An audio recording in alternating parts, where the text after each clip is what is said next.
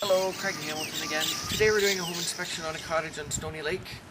We have Galvin here, and he's been doing home inspections how many years? 15 years now, yeah. If you can just give us a general overlay of what you do in a home inspection.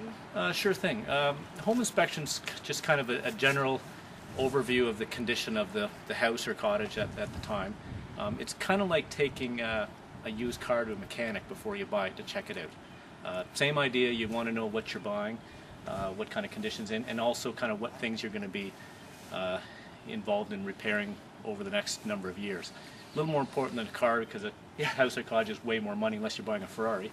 But it's just a general overview of everything to do with the house and its condition. And the one thing, is there anything specific for waterfront and rural property? There's a little more involved with waterfront and rural in terms of wells and septics. Now, septics are quite often not part of a home inspection unless there's something glaringly wrong, pooling liquids outside. We don't typically pump the tank out. That's something that's done by a certified septic tank guy. Okay. Wells, if they're accessible, sometimes they're buried underground, but if a well is acceptable, I'd take a look at it and sort of give advice on it and on what may need to be upgraded and that type of thing. Perfect.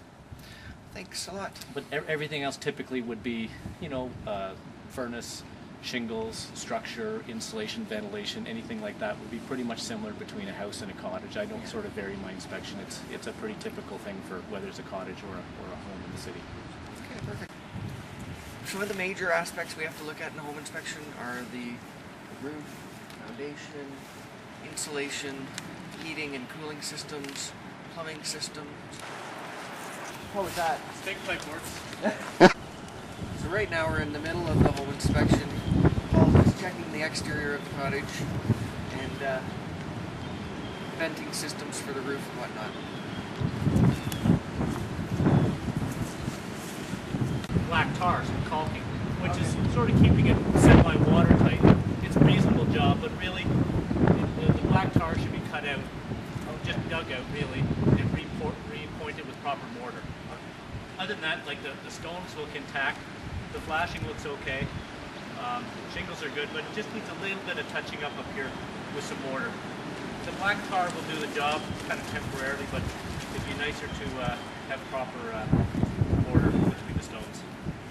Awesome. Well casing should be watertight, and it probably is.